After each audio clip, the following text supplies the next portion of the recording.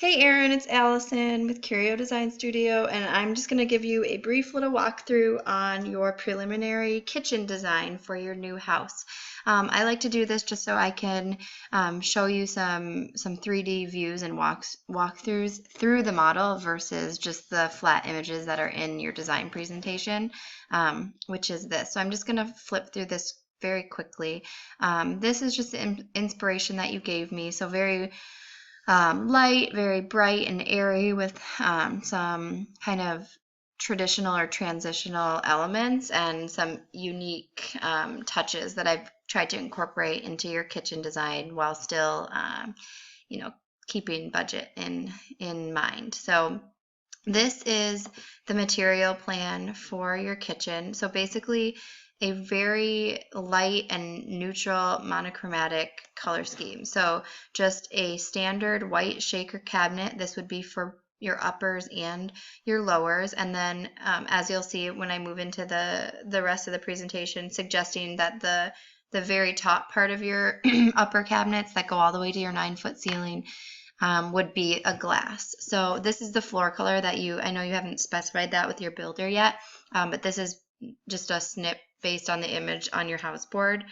So the floor color there, and then just suggesting a couple of different finishes. So a glass, really light gray, kind of like fog subway tile. So just giving a little bit of contrast to, the white cabinetry and the white countertop, but still, keeping it interesting and sleek and giving a nice texture to that material because it's a little bit shiny and kind of chic. Countertops, I'm suggesting quartz countertops versus like a granite or a marble. This is actually a quartz from Silestone that's meant to look like a Calcutta marble, and then suggesting more of a charcoal colored gray for your island, kind of similar to a soapstone, but also a quartz. And then bringing in that kind of contrast with your hardware. So really large scale, these are almost 12-inch wide bar pulls, and then just a little mushroom knob in the coordinating finish for your cabinetry.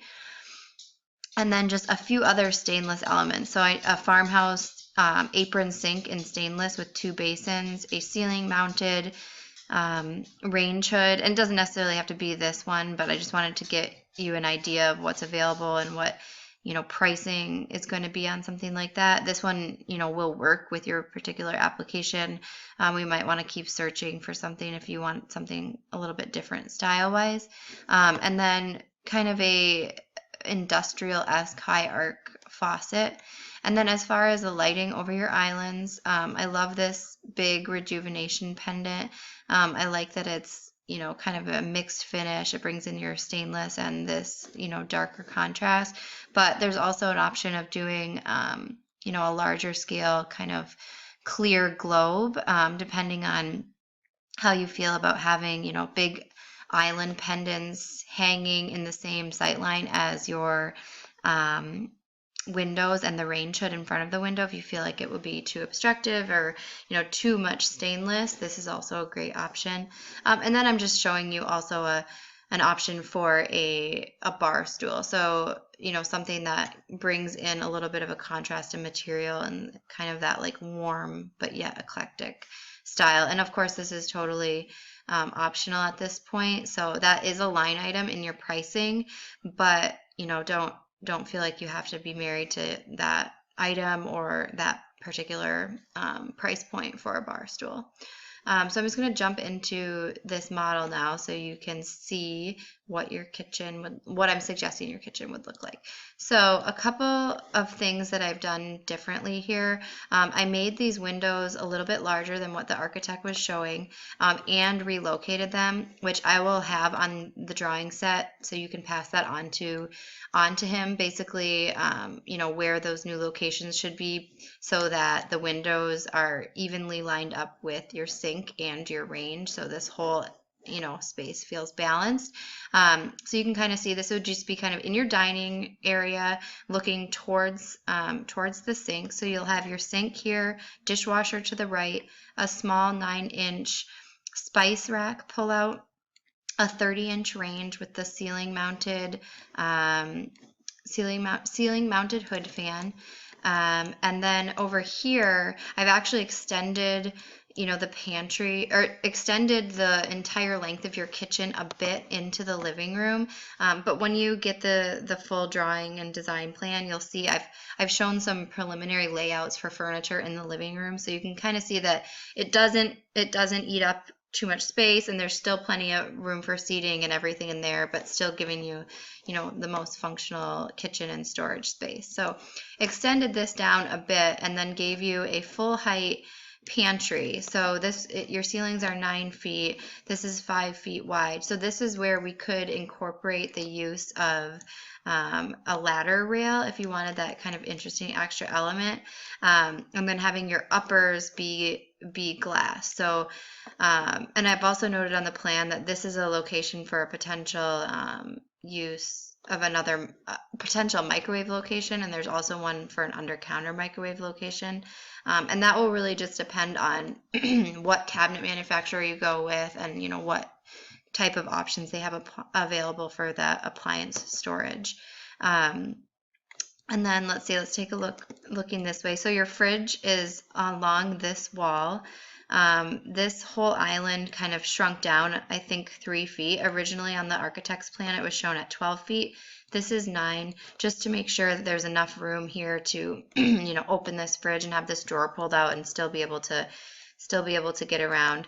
It does, this corner, this wall that you're adding rather than having an open staircase is a little bit short. So this corner can get a little tight, but I still think it's a good use of space. You've got, this extra, 40 something inches of counter space, and then we can do some upper cabinetry there as well. So an open component here for cookbooks or, decor, and then a couple, one upper cabinet, just a standard, I believe this is a 24-inch, and with a 12-inch depth, and then you're above your cabinet, or you're above your refrigerator cabinetry. So these are deeper. This is a 24-inch cabinet. So, and then we would use a side panel here, so to kind of contain your fridge a bit and not have it just kind of sticking out.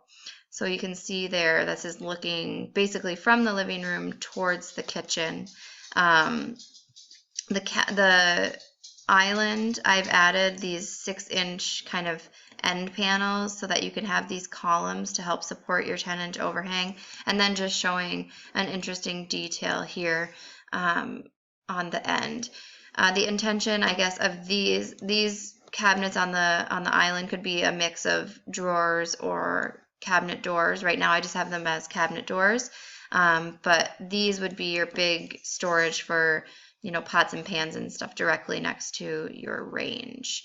I think that's pretty much everything. Oh, the only other thing that I'm going to be adding or suggesting, which is totally dependent on budget, is just bringing your backsplash, rather than just having your backsplash here, kind of bringing this tile all the way up to the ceiling. Since our cabinets go all the way up there, I think that will make this wall super awesome. It'll be super unique with the range in front of the window, and then kind of just tiling that whole wall, so it's a really nice focal point.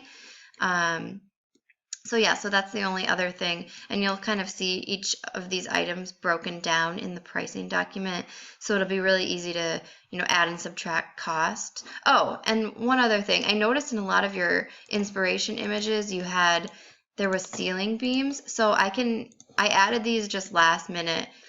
See how they would lay out with the cabinet plan. So we could, talk to your architect about adding some, decorative ceiling beams, basically separating right here at the end of the pantry, and then every 5 feet would work out really well with this particular layout.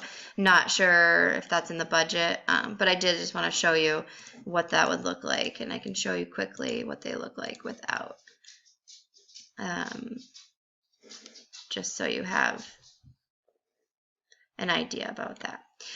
But so that is your kitchen. I will send all of this over to you along with a more technical drawing that has everything dimensioned out and labeled that you can take with you to different cabinet manufacturers or kitchen showrooms or show to your architect, to get an idea of what, pricing is coming at for the cabinetry, and then we can go from there and kind of hone things back and see what we really need to keep the integrity of the design, and where we can find alternate solutions to make sure that we're staying within your budget.